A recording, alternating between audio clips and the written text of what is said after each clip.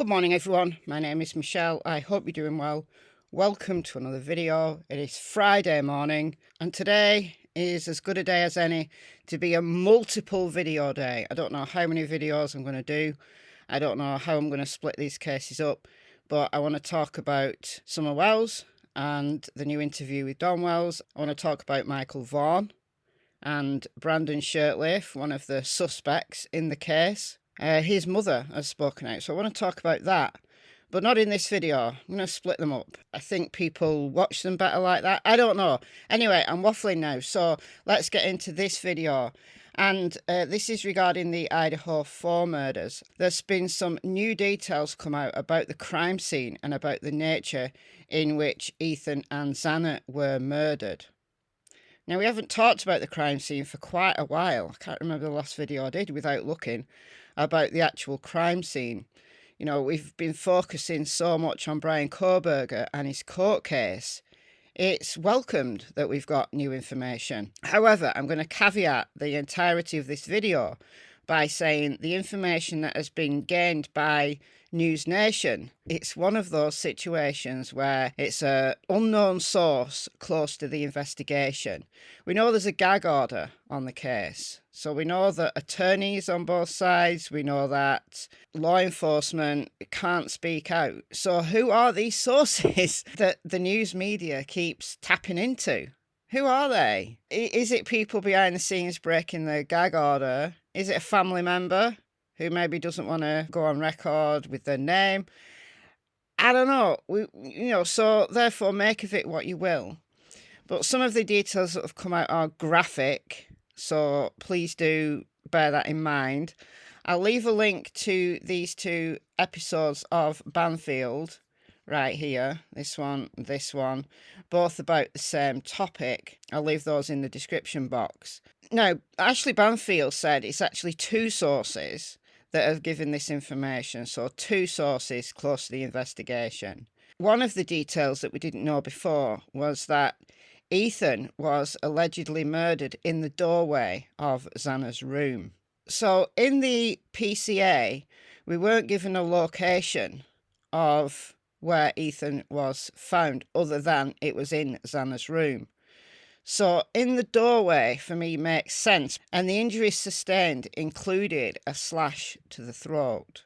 Xana was also in that room and she fought back. I mean, really fought back. Now that is consistent with what her dad said very early on in the investigation, that Xana fought back. And this was around the time when the coroner came out and said that they were all sleeping, or at least all in their beds when they were murdered. And if you're sleeping or just woken up from sleep, the chances of you being able to put up a fierce fight are much less, aren't they, than if you're wide awake.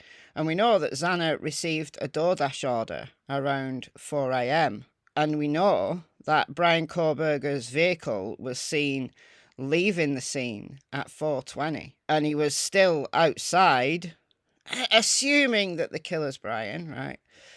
He was still outside trying to manoeuvre his vehicle at 4:04. So we've only got a very small window, like 16-minute window, for all of this to occur.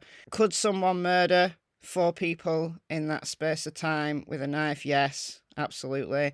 I don't really see why people are questioning that. Absolutely. But he went upstairs first and murdered Maddie and Kaylee, and then Ethan was killed in the doorway with slashes to the throat, and Xana was killed in that room, and she fought back so much so that all her hands were cut, so she tried to grab the knife, severing like almost completely her fingers. So it's really graphic, gruesome details. Now, Banfield questioned this because it's different from what the coroner said. Not only did the coroner say that they were in their beds, she also said the wounds, the fatal wounds, were stabbings. Well, at the scene, you might not know, just so much blood, you might not know the specific nature of whether it's slashes or stabs. But the coroner, maybe at that early stage, maybe didn't want to give any full details. maybe being a little bit generic with the truth there. Apparently she attended the autopsies, so it will be clear from the autopsy reports what were slashes and what were stabs. Maybe it was mainly stabs, but then Ethan had this slash wound to his throat. If that severed his carotid artery, blood would just pump out, seriously. Blood would just pump out and he would die very, very quickly. Not so much Xana, who put up a massive fight.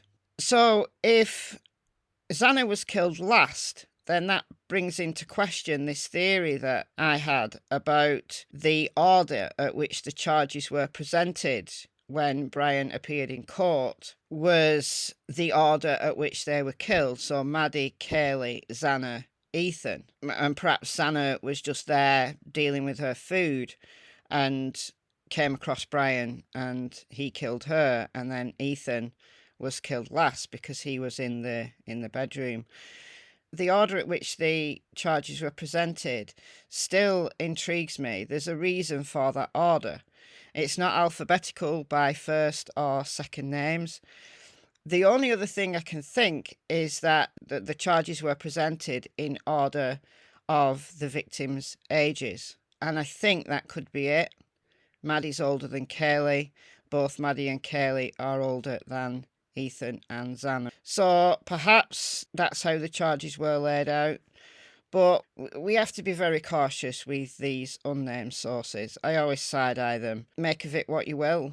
It sounds logical. It sounds consistent with some of the other information we've heard. So let me know what you think in the comments below. I've been Michelle. Hope you're well. See you in the next video. It's goodbye from Miss Tillington and Miss Cassie Springer. Bye, guys. Good girl. Good choice.